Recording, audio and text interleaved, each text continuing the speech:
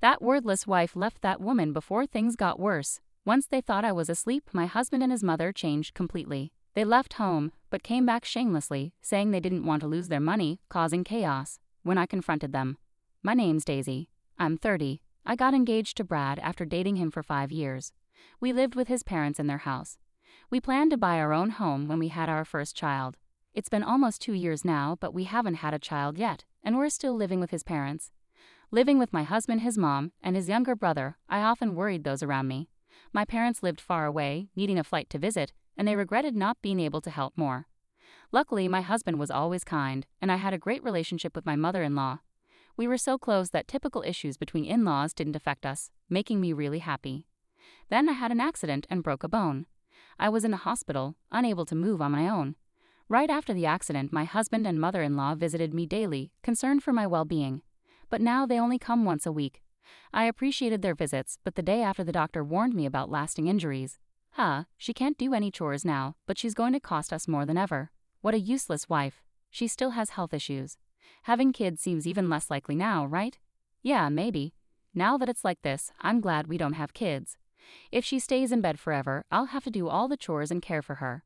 That's not what I signed up for when we got married. Wasn't it her job to take care of the house and everything? If she hadn't gotten hurt, she could have kept working as our maid. What a letdown. Before this gets too complicated, we should get rid of her. I'll file for divorce soon." Thinking I was asleep, they had this conversation in my hospital room. To them, I was nothing more than a maid and caregiver. After that, my husband and mother-in-law treated me with obvious coldness. "Your husband hardly visits, does he? He's probably looking for someone else. If only you had a child, maybe he'd stick around." My husband wasn't even coming once a week anymore. My mother-in-law seemed to pass the time by making hurtful remarks. But my brother-in-law was different. He did the laundry, checked on me, and was very supportive. He visited almost every day and took me outside in my wheelchair when I felt trapped by my long hospital stay. Physical therapy was exhausting, and there were times I wanted to give up, but my brother-in-law's support kept me going.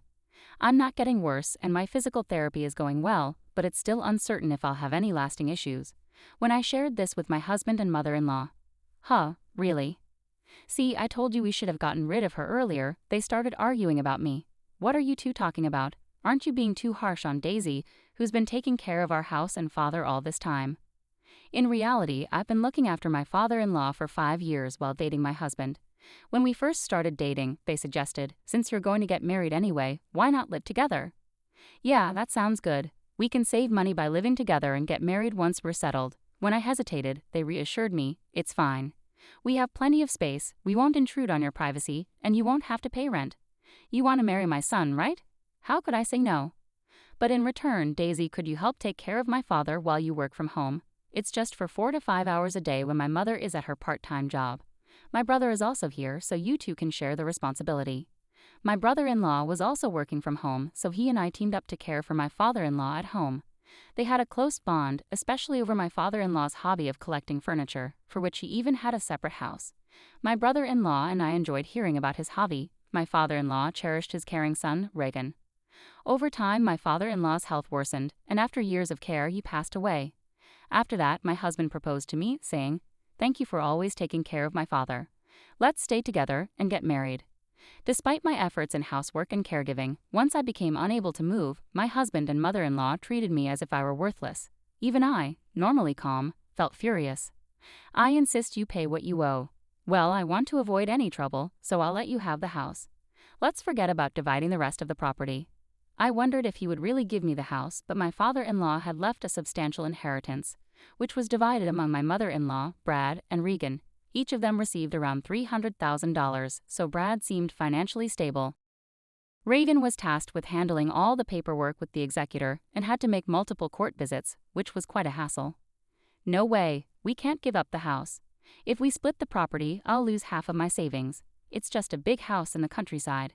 Even if we give it to her, it's not a big deal. At best, it's worth about $100,000, and we'll have to deduct various fees when we sell it. It's cheaper than losing half of my savings."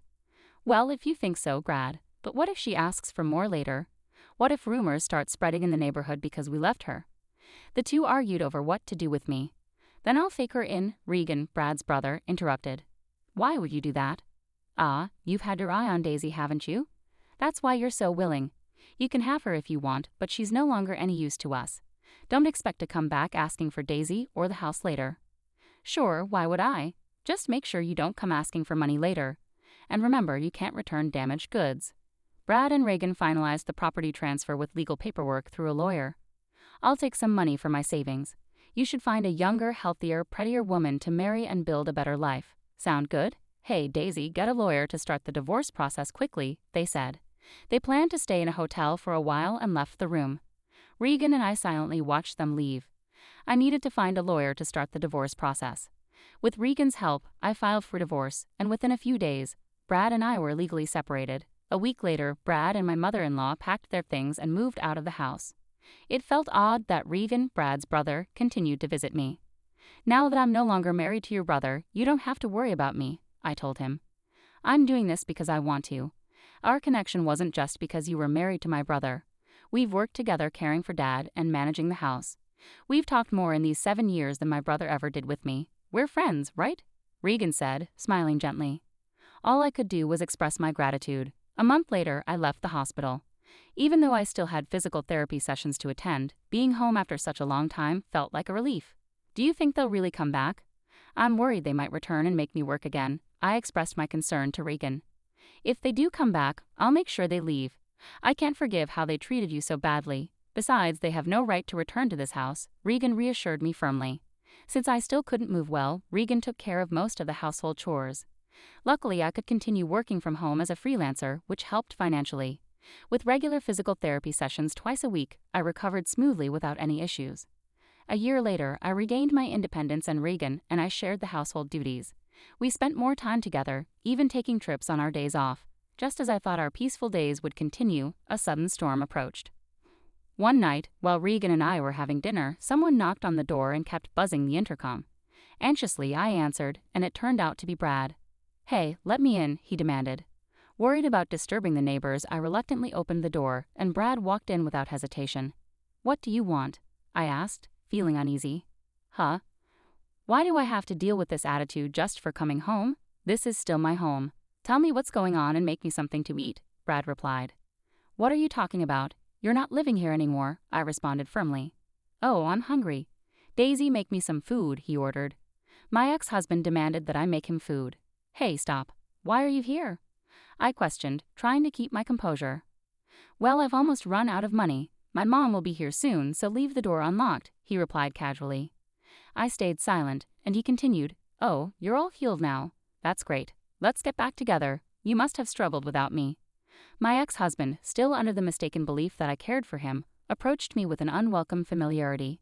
His audacity made me feel sick. "Enough. I divorced you. I don't care about you anymore. Don't act like you're in charge. You've been living off my money this whole time, only capable of doing housework," I retorted firmly. "Just do as I say and shut up," Brad shouted. Just then, the door opened, and his mother walked in. "You left the door unlocked? That's careless," she scolded. "What's going on here? She's getting too bold," she added, noticing the tension. So I was just giving her a bit of a lesson. "She's gotten tough in the year we've been away." Brad and his mother began to settle in again, acting as if they belonged there. "This is enough. This isn't your home. I'm calling the police," I asserted firmly. "Oh yeah, about that.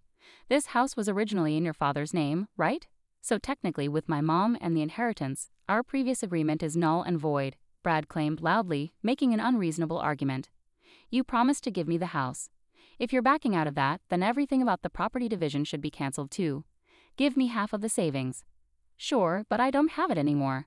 Didn't I tell you before? I've spent it all. I quit my job, blew it on drinks, risky investments, you name it." Brad's words shocked me. It was unbelievable that he could have spent such a large sum of money in just 1 year. "I also owe about $20,000 in consumer finance debts. Can you pay it off for me?" Brad asked, and at first, I thought he was joking, but his mother confirmed it was true. "I can't lend you that much money," I replied firmly. "I'm not asking for a loan. I'm telling you to pay it," Brad insisted. "I'm not giving you any money. I'm calling the police," Regan declared as he dialed emergency services. "You've gotten bolder in the past year. You're just trying to show off because Daisy is here." Brad started causing chaos in the house, even damaging the precious furniture that held sentimental value from my father-in-law. His mother joined in, laughing as she destroyed the furniture. That's my father-in-law's and aunt's memories, I pleaded, but Brad and his mother continued their rampage, ignoring my protests. About 10 minutes later, the police arrived, and I explained the situation to them. This is quite a situation. Let's hear your side of the story, the police officer said calmly. Huh? What's wrong with me breaking things in my own house? Brad retorted defensively. That's right, we're just getting rid of things we don't need. What's the issue? His mother chimed in. Seeing the police unsure how to respond, Regan intervened. This house has never belonged to these two. It's in Daisy's name, Regan clarified. What nonsense are you talking about? Brad exclaimed in disbelief. In fact, our father-in-law left a will through a lawyer before he passed away. You probably weren't aware. You took what you were told and left the rest to me. So this house has always been Daisy's, Regan explained calmly. When I confirmed this, Brad and his mother were stunned. So this isn't your property then? Oh, wait, but I'm her ex-husband. We're like family, right? Daisy will forgive me, Brad pleaded. Don't be ridiculous. Once you're an ex, you're a stranger. I didn't even know you were seeing another woman before our divorce was finalized, treating me like a maid, I responded firmly. No, that's not what happened. I was just following what my mom said. She made me do all this, Brad protested. What are you talking about? Your failed business, your failed relationships with young women, your gambling debts. Are these all because of me? His mother retorted. She then revealed that after our divorce, Brad had tried to marry a younger woman. He had also quit his job to start his own business, which failed within a month. Even though he had money initially, he became reckless after being rejected, gambling and claiming he could afford it. Now he was almost broke, with nearly nothing left. You brought this upon yourself. This is all Brad's fault, so please at least forgive me, his mother pleaded, their previous condescending attitudes replaced by desperation as they tried to shift the blame and beg for forgiveness. The police, having heard enough, began to take control of the situation. Regan and I stood our ground, making it clear that neither Brad nor his mother had any right to the house or my forgiveness. This is really unbelievable. No, I won't forgive either of you. And this isn't something from the past, is it? You were treating me like a servant just a moment ago, right? Not leaving when I asked you to is illegal. Also, the furniture collected by my late father-in-law belongs to me now, so you need to pay me for that. But all right, we'll pay you back. Just please don't call the police. You wouldn't want me to go to jail, would you? I actually don't care at all. By the way, we're married. It turns out I married my brother-in-law, Regan. Well, he was my brother-in-law before, and now he's my husband. It hasn't even been a year, and you've moved on to another man, my own brother, at that. What are you talking about? You moved on before you were even divorced, didn't you? You wouldn't give Daisy back to me no matter how many times I asked? Brad was left speechless. I don't care anymore. I'll pay for any damages. How much for my idiot husband's stuff? Well, if we calculate roughly, about $100,000. Huh? The furniture my father-in-law collected was all high-end pieces made by famous designers. Brad and his mother, who had no interest in these items, seemed to believe they were just junk. You're going to pay for what you've broken, right? We're not sure if we can get the same items, but make sure to pay properly. Brad and his mother, unable to afford such compensation, were distraught. For now, the police took both of them away for trespassing and vandalism. Of course, I didn't forgive them and went ahead with the lawsuit. Later, when Brad and his mother asked Regan for help, he bluntly rejected them, saying, I'm ashamed to even be related by blood. Brad and his mother were likely getting what they deserved. There's one more thing I kept secret. My father-in-law had told me to sell the house and use the money as I wished. Regan had told me the house was worth $100,000, but the documents actually showed it was worth around $500,000. It's in a good location, so it might sell for even more. But for now, Regan and I decided to take it easy in the house my father-in-law left us with no plans to sell it. Eventually, we planned to sell the land and build a new house. I had some worries about having children, so after marrying Regan, I went to the gynecologist for a checkup. There were no issues with either Regan or me. Now, with the troublemakers gone, Regan and I are living happily together.